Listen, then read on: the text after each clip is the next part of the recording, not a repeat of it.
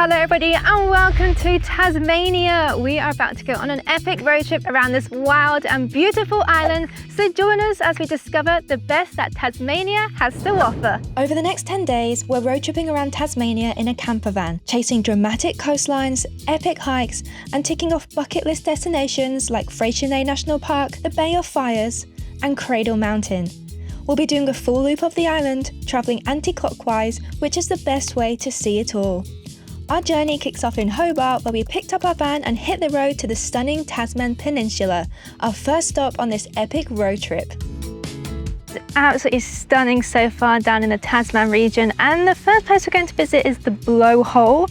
There's quite a few areas to see in a small radius around here. We've got the Blowhole, Devil's Arch I think it's called, and there's something else all on the coastline, which is absolutely beautiful. We've just got the most beautiful weather today, but the whole landscape feels so different from anything that we've really seen in Australia before. We've been around the whole country. It just feels like really unique down here. It actually keeps reminding us of New Zealand. We have come to the Blowhole here in the Tasman region. This is one of the things to do and see. It's low tide at the moment, so I think it's more impressive at high tide, but it's kind of splooshing and splashing and blowing some water everywhere. And there's also a couple of really beautiful lookouts around here too. And honestly, this area, this bay is so beautiful. Wow, just look at that. That looks like just wild and remote and beautiful. It's like the third island of New Zealand. It's amazing. Quick drive up the road is Tasman Arch, and you need to have your National Park pass. Ta-da! And you can get a 2-month pass, which we have got. It's just under $100, and they're quite strict, and you have to have it on show, so make sure you get it for Tassie. Wow, it's quite steep actually. Bit of a drop. This is definitely one of those spots where pictures will just not do it justice, because when I saw this place online, it did not look like this. This is really impressive. Feels like we're on the edge of the world. It's so rugged and wild here. I love it. We have come to visit Remarkable Cave, which is a 15-minute return walk from the car park.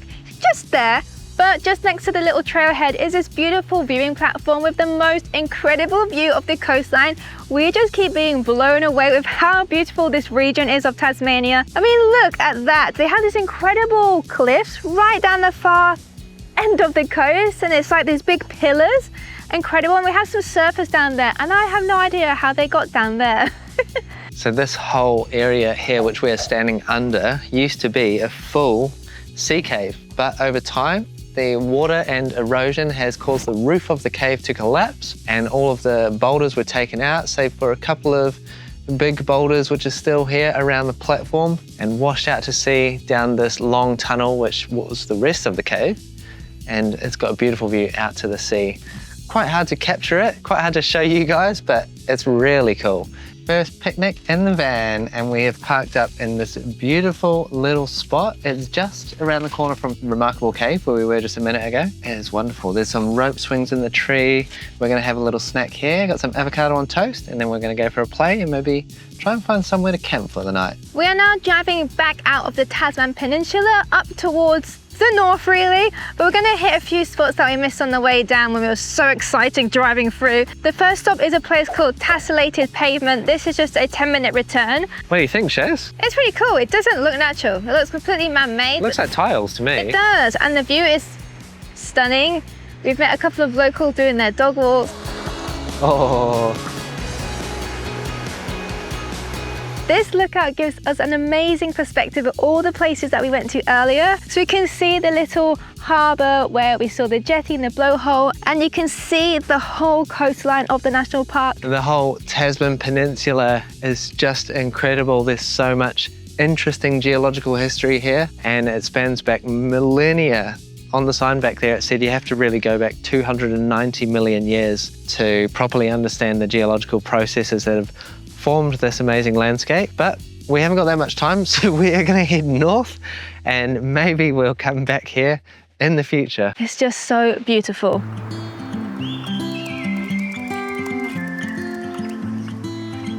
Day 2 of our road trip, and we've been driving up the east coast today of Tasmania, and we've just come out to this beach. This is so beautiful.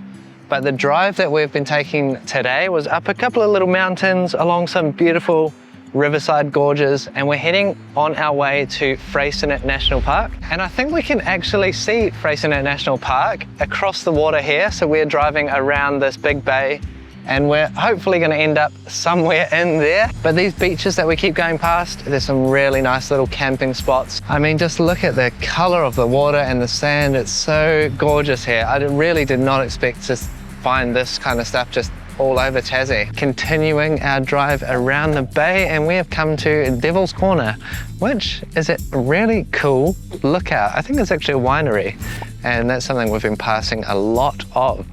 But this lookout is not your usual lookout. Take a look at this.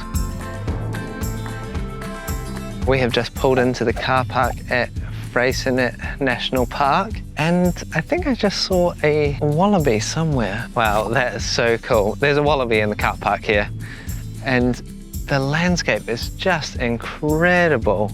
Got these huge mountains. Mount Amos, I think, is the main one that people hike, and we are just trying to figure out whether we have enough time to go over to Wineglass Bay. Now, the weather we thought wasn't going to be ideal today, but to be honest, it's kind of perfect. We've got a little bit of cloud cover, a little bit of sunshine, and we're going to try and make it up to Wineglass Bay. Definitely the lookout, hopefully to the beach. There's a big ford just down in the local town here. Called them up just before we got out of the car, and they have a powered site available for us. So we're super lucky. We're going to hike up here and we get to have a nice powered site this evening. That means we get all the luxuries: microwave, air conditioning. Oh, Corey is so gutted because it's one of the most beautiful views in Tasmania and you can't fly his drone. But that's the rule for all the national parks here in Tassie. No drones. Gutted. Praise whoever put this seat here. This is called the saddle seat.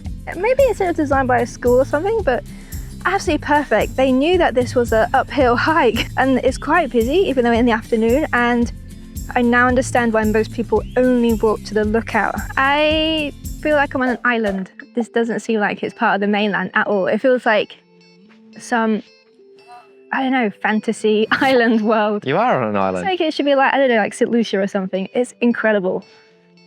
Isn't it beautiful? The Wineglass Bay lookout is stunning, and it's this huge platform. This is what your National Parks Pass pays for. This kind of building construction on top of this amazing lookout, this viewpoint. We've got these granite boulders all around us.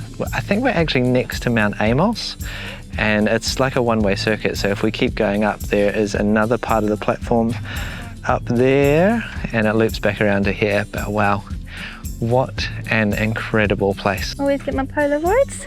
This one's a good one. We're just driving out of Wineglass Bay. Car parked towards the campground's going to, and we thought we'd stop at Honeymoon Bay. We kind of just caught our eye as we were driving past, and it's actually a really beautiful shade of red, kind of reminiscent of the Bay of Fires, which we'll be going to next. That's our next destination. Nice and calm water here as well. Back at camp, and we're having our second dinner on the road. We've got soup. Soup and broccoli, don't judge. And the sunset is turning around, so we might pop down to the beach and check it out because it's such a beautiful spot. Well, we had to come back down to town for the sunset because it's absolutely astonishing, the view here. It's so still, the water, the clouds have all gone. There's no wind. Beautiful blue skies with just like a golden hue of the sunset. And we've come for a view of Freycinet National Park. Just opened up our van, and this is why we love doing these kind of road trips and this kind of like van lifestyle stuff, because you can do stuff like this. How incredible is this? Freycinet National Park. Well, we are just catching the sunset. It's literally just dropping down now, and it's absolutely beautiful. We didn't think today would end up like this. It was so overcast earlier. One of the most beautiful views there is in Tassie.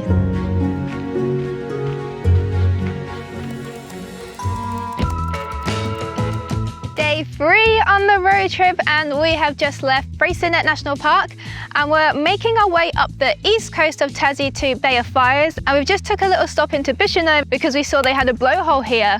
But honestly, they have all of the orangey red rocks, which is what Bay of Fires is famous for. We also have these red rocks down in the national park too. So I'm not sure if like they're super red in a Bay of Fires or they're just scattered all along the eastern coast, but I think we're getting hints of it already. I've just spotted the blowhole in the distance. There's a lot of people down there, and I just saw this eruption. Now this is quite a unique blowhole because it shoots straight up. Sometimes blowholes, they'll squirt out the side or through little gaps in the rocks, but this one goes straight up in the air. It's like a natural water fountain. I want it to go bigger. I just did a really big one. We're walking over, I'm gonna do it again. What a landscape, eh? This place, just so cool, so interesting.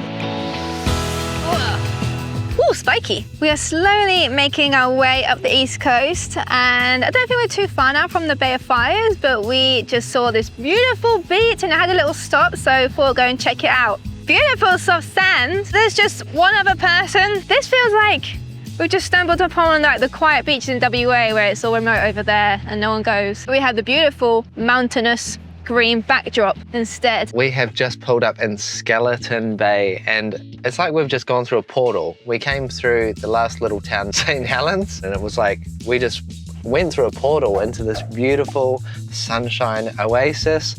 Let's go out and check out this place because the beach, the water looks incredible, and we've got some more of those beautiful red rocks. This is part of the Bay of Fires, so let's go and have a look. This is so beautiful. We're here currently on a low tide, so I can imagine it actually probably looks even better when the tide is high. It's actually even prettier than I thought it would be. We've got these beautiful green trees like framing the area as well. Looks like some locals will just pop down here for a swim, and it's absolutely gorgeous. It's better than I expected. I thought it was just going to be like, oh, we keep seeing red rocks around the coast, it'll just be the same, but this little bit here, Billabong Bay, right down in the south end of the beach, so beautiful. I think this is one of the best spots in Bay of Fires too, I read. Oh my goodness, that water is so clear as well. Look at that. And because we're in this whole little rock garden, it's so still. It's so still, protected from the waves of the ocean. Or the sea, I should say the sea. Tasman Sea. New Zealand's just over there.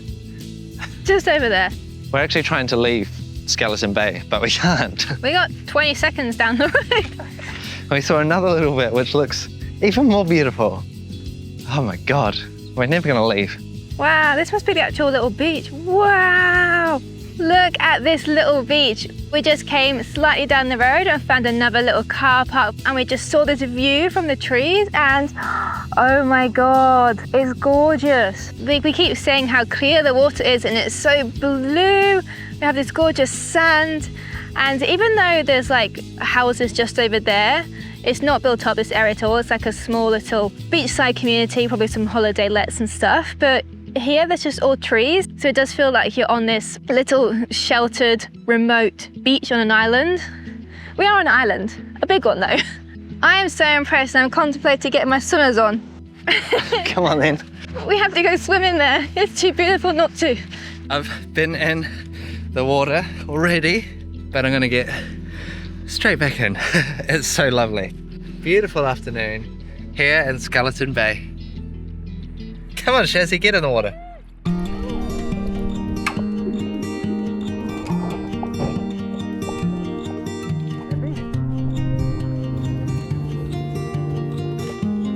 We've just pulled up at our campsite for the night. This is Cozy Corner South. There's a lot of options along this coastline, and some of the spots are quite hard to get a place. Yeah, if you come in summer, because there's actually quite a few free campgrounds near and around the Bay of Fires, looking in summer is really hard, but because we're kind of going into autumn, right on the edge of summer ending, we used a couple of apps to look for free campgrounds and paid campgrounds and all different facilities that you need while camping, like toilets or water dumps. We use Wikicamps, and we also use the THL app, which Apollo recommended to us when we picked up the car. You can just filter through the search what you want to look for. And yeah, we found this free campsite because yesterday we paid for a campground. Today we're all charged up so we can have a free one. And we're actually staying right next to the beach, so we're gonna go check it out. Right, change of plans. We went from Cozy Corner South to Cozy Corner North, and we're pretty close to the beach. That's our little spot there. We've got a toilet here, which is handy. Wow, look at this beach. Well, it is pretty wild out here, but Our neighbours told us that over this side of the beach there's a nice secluded little swimming spot. I'm just excited to be here, be a bit more remote, somewhere a bit more away from the light pollution, and hopefully we might be able to see some stars tonight. Free camping in Tassie. How good. Just waking up in this cozy corner where we are, cozy corner north we changed to last night, and the sun is just coming up over the cloud bank on the horizon. And wow, it is a beautiful day. The ocean is just gently lapping up at the shore. Got light on the red rocks over there, sitting in the tussock grass, but it's a beautiful start to the day. Look at that sunrise. My goodness. And you can probably guess where Charlotte is. She's still in bed in the van. All right, she's up, she's moving. And we've come down to the beach. Gonna go for a walk around the rocks. Oh my gosh. This cozy corner is so picturesque. It's sheltered from these rocks out here, and it's just nice and flat, beautifully clear water. Right at the top of cozy corner is this immense boulder, which I'm sitting on right now, with an amazing view down to the beach. Charlotte's in there having a swim. How good. Well, what a morning to start day 4 on the road. It was absolutely beautiful this morning, going for a swim, and the Bay of Fires has really blown us away. We love it. We're going to start leaving the coast today and heading northwest to explore a different area of Tassie. So we're kind of getting to the top end of the Bay of Fires now on the East Coast Drive. But there is a spot that is on Google Maps called The Garden, just a bit further up. So we're going to check that out. And then we actually have to go all the way back down to St. Helens to go inland, to then go back up to the top end. So it's a bit of a way around. I don't think the top eastern corner you can really drive around properly, especially without a 4x4. But Bay of Fires, can't recommend it enough. Seems to be a little bit more exposed up here. We've got some wind coming in, but this little pool, even with the wind, it's nice and flat. Seems like we're really at the end of the road here, doesn't it? Quite remote.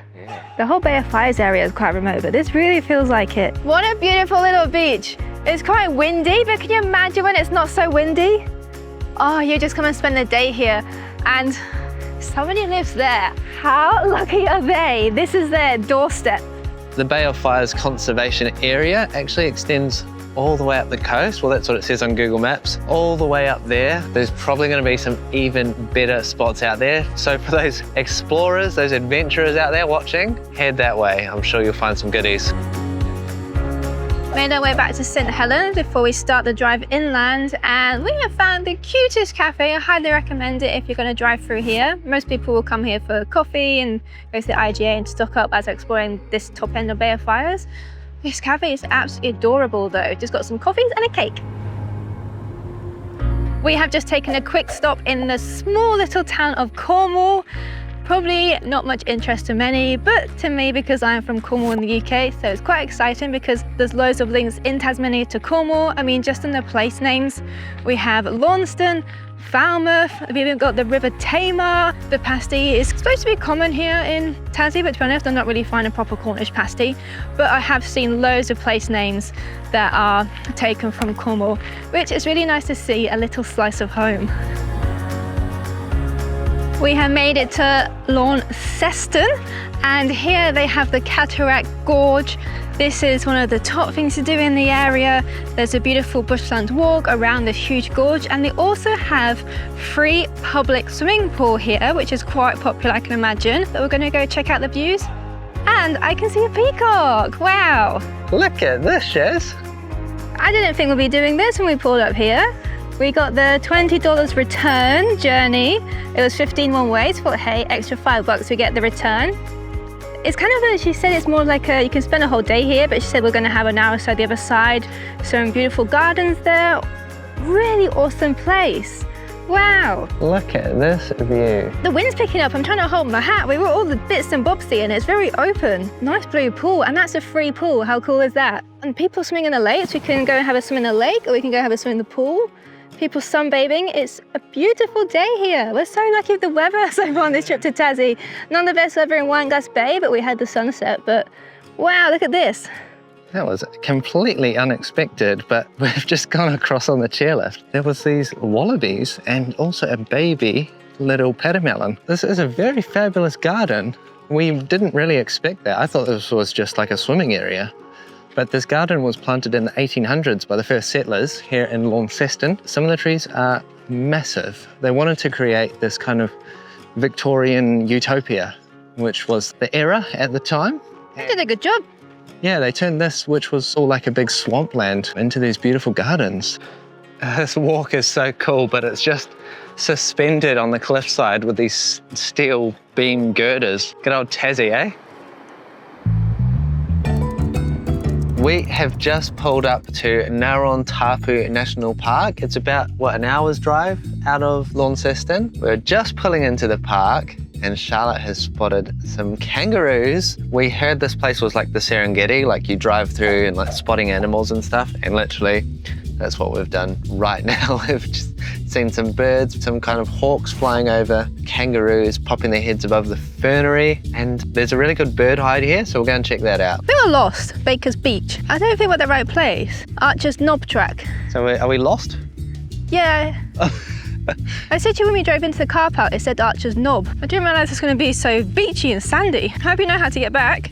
Well, I think we're on the right track now. Apologies to Corey. We are not lost. We are just about to head towards the bird hut. But first of all, the boardwalk comes on top of this kind of like swampy area, and there's things in the water, maybe the ducks or something, keep diving down some birds. But this place is so different. Again, Tassie has such vastly different landscape all around the country, and this place, the Serengeti of Australia it's known as, is really cool. I was kind of hoping to see some wallabies or something, but I imagine this place, if you want to see more than ducks, is great at either dawn or dusk. I love this hut, it's so cool. So we were in there in the little birdhouse and some professional birders came.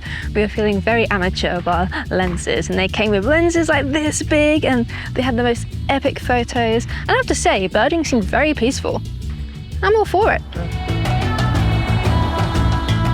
We are out past our bedtime here in Stanley because you can spot little penguins coming home after a day out in the sea. Got recommended just to come here as it was dark, which is quite late this time in summer. So it's coming up to about 20 past 8 or so.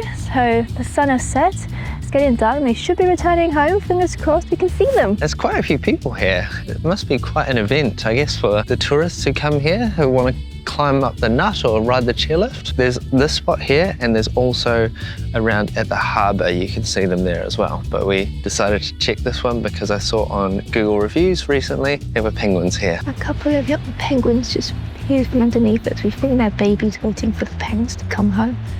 They're not this big, they're so cute. There are so many penguins. It's just everywhere. They're all coming up to see their babies. They're here. So cute. They're so cute.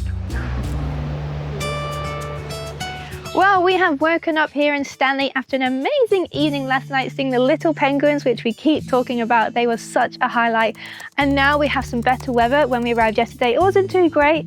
So crossed our fingers, and today seems all right. So we're going to explore this really cute town of Stanley. It seems very historic and touristy, but not too much. We're going to go find a cafe, and then we're going to go on the chairlift up the nut.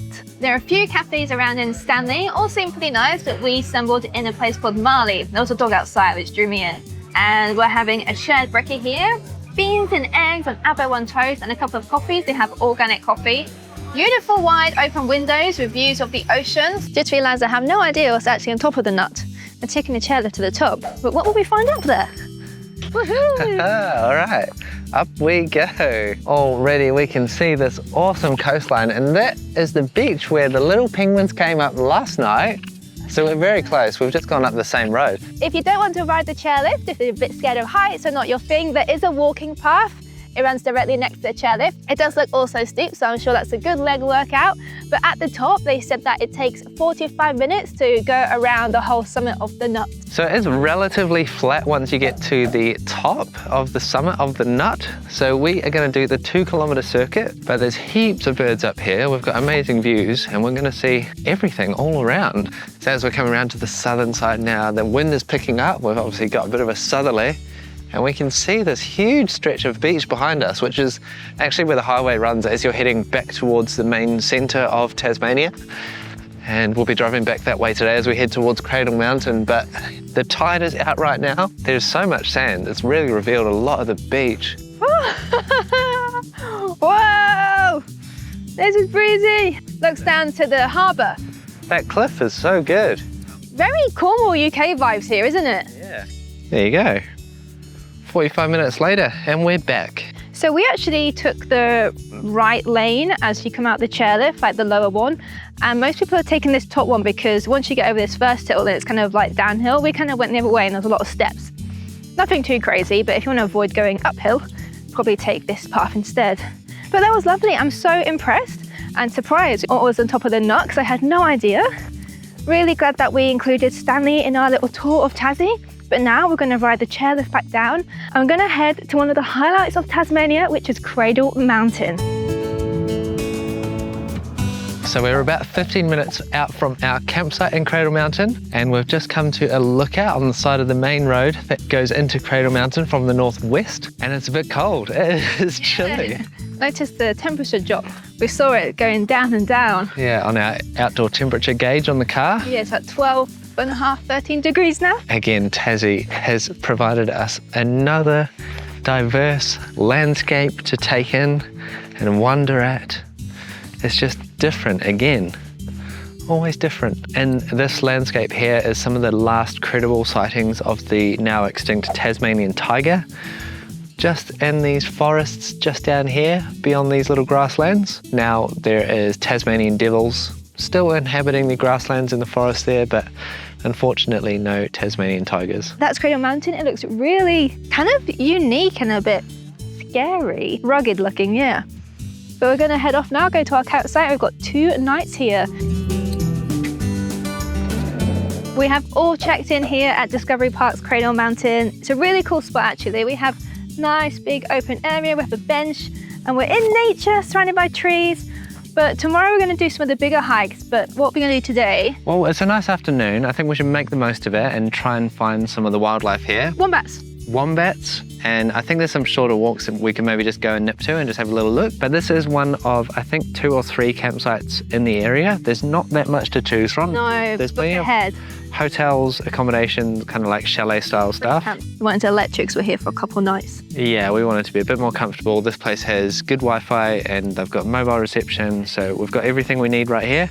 Electricity, power, water. We're going to chill out here for 2 nights and explore Cradle Mountain. Well, we got 30 seconds down the road and came across the visitor centre, and I did know that you had to get a shuttle into the national park when doing the main walks, but it seems like you had to get the shuttle to do anything here. So I don't think we could go and do the walk we wanted to do without getting the shuttle. And it's kind of getting late in the day, so I'm not sure if we're going to be going and getting shuttles, but we're going to go and find out and get some information. This is not something you just turn up on a whim. You have to execute a plan. Are they safe? Cool. That's for yours and you catch the bus out the exit straight. Thank you. Running to the bus. We've figured out a plan. Running around like headless chickens, but we're going to go in and get the last few buses into the national park. We have our park ticket. This lasts 72 hours. That means you can ride the buses for up to 72 hours. And we have our map. We aren't going to do any big walks now because the last shuttle leaves just over an hour. So then after that, you're kind of really restricted. I think you have a small car you're allowed in, but if you've got a camper like us, you're not allowed in. So you're kind of quite restricted to what the buses are doing and when the park closes. But we're going to go and do one of those short, small walks where there's supposed to be little wombats. Hopefully it was worth us running around. Ronnie Creek. We're at Ronnie Creek. Charlotte, I can see some. Up on the hill? Yeah. That's too far though. This walk is beautiful. Yeah. Okay, let's go for a walk and find some that are close to us. Oh, there's one that's a bit closer. Oh, it's like a version of a teddy bear. They look so cute and cuddly. I'm so excited to to see these guys up close. They look so cuddly. You see it like walking up the hill? Oh yeah. An up close wombat, it's really fat. And it's waddling. So your best chance to see these wombats at dawn and dusk. It's mostly the case with all these Australian animals, the wildlife here. Its little tail. No, it's scratching. I can't believe it, we literally just stood onto the boardwalk and we already saw loads of wombats, and I can't get over how big they are. They're huge and they're really chunky and furry, and that's because they're adapted to this colder climate here in Tassie, especially through winter. But I thought they were smaller little animals. They're big, but they're so cute, and they just are roaming around here, and it's beautiful that they have this area that they can just be, no fear of people, and it's a gorgeous national park. I'm so excited to come back here and explore all of it. They don't seem real to me. They seem like a made-up creature. They're just so slow, they just womble along, and like if there was any predator, I don't know, how have they survived so long? Yeah, they look hefty. I'm impressed. It's like a sumo wrestler. I love them though, I want one. Oh my God, imagine the babies. Oh, they would be so cute. Little chonkers.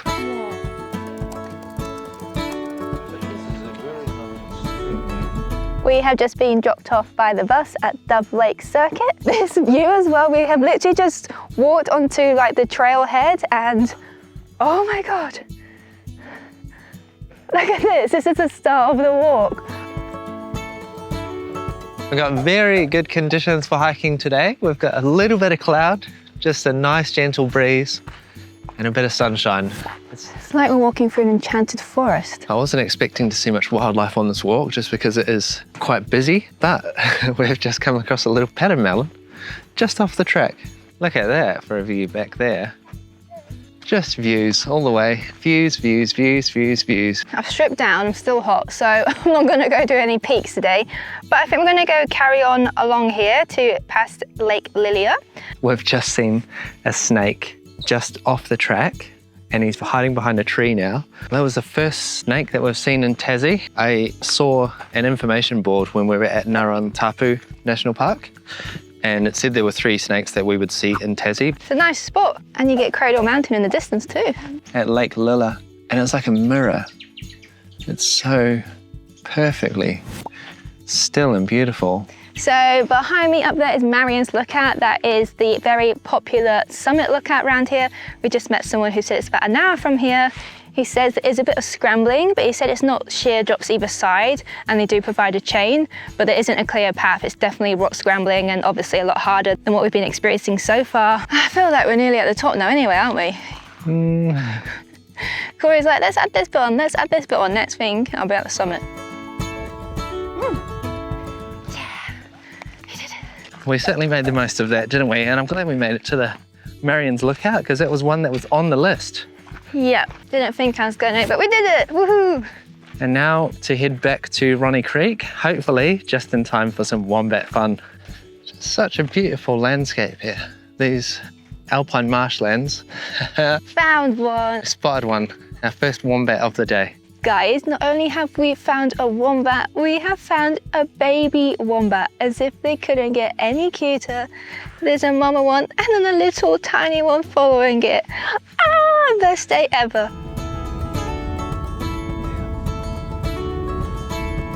We have been making our way down the wild west coast, and we're about 50 minutes out from Strahan. But we've just passed a sign saying that this is a viewpoint, and it seems like we can see all the way down to the west coast coastline, the ocean. And it looks quite fabulous. Wow, look at that. Woohoo! Tell you what, it's warmer here than Cradle Mountain, even in the wind. Near Strahan, it's home to Tasmania's longest beach. And I'm guessing that coastline we can see all the way up there is the beach. Well, it's definitely feeling more wild here with this wind, but we're going to go into Strahan next, and we're going to see what Strahan has to offer. I think it's a cute little historic town. The west coast is turning it on for us today. Holiday vibes here. It is so warm. We've just got to the small town of Strahan. I was calling it Strahan earlier. It's Strahan, we've just found out.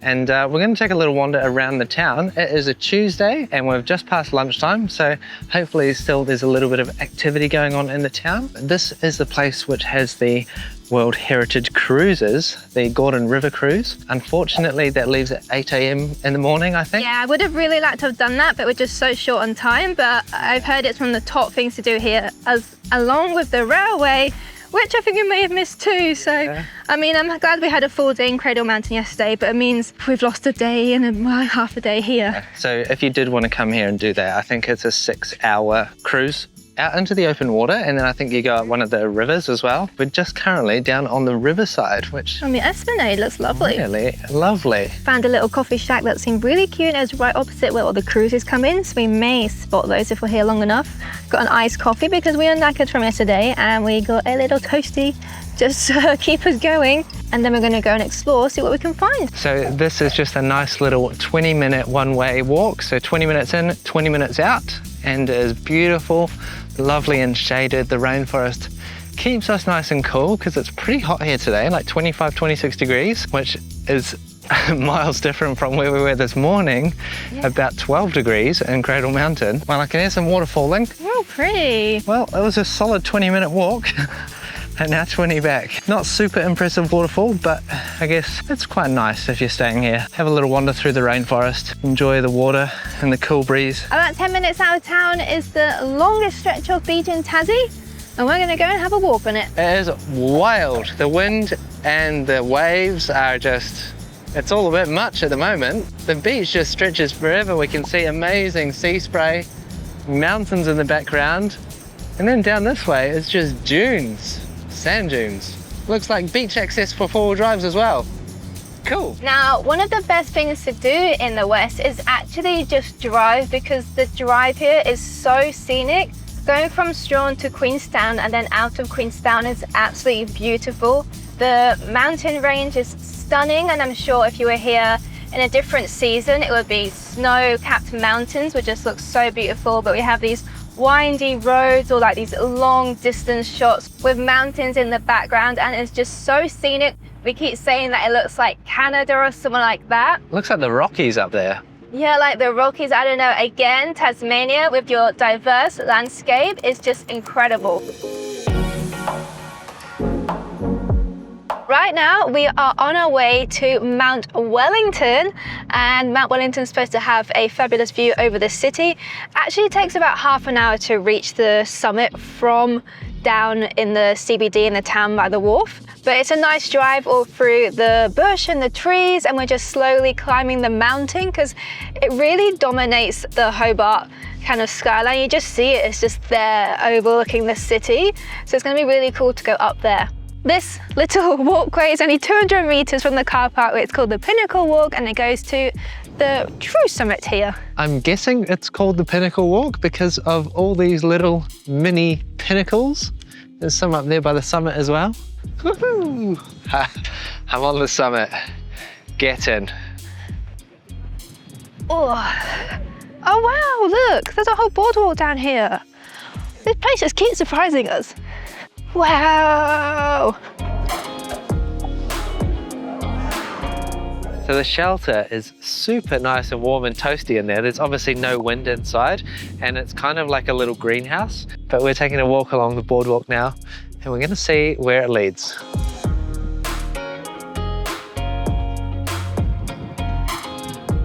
Well, if you want to have a good perspective of Hobart, then this is where to come. Woohoo!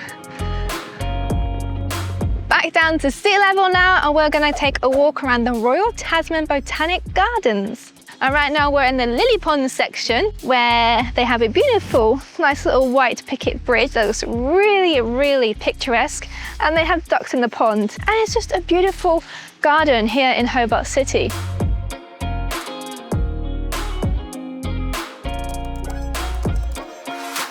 So we are staying in the downtown area of Hobart, and it's quite close to one of the most popular spots to visit, which is Battery Point.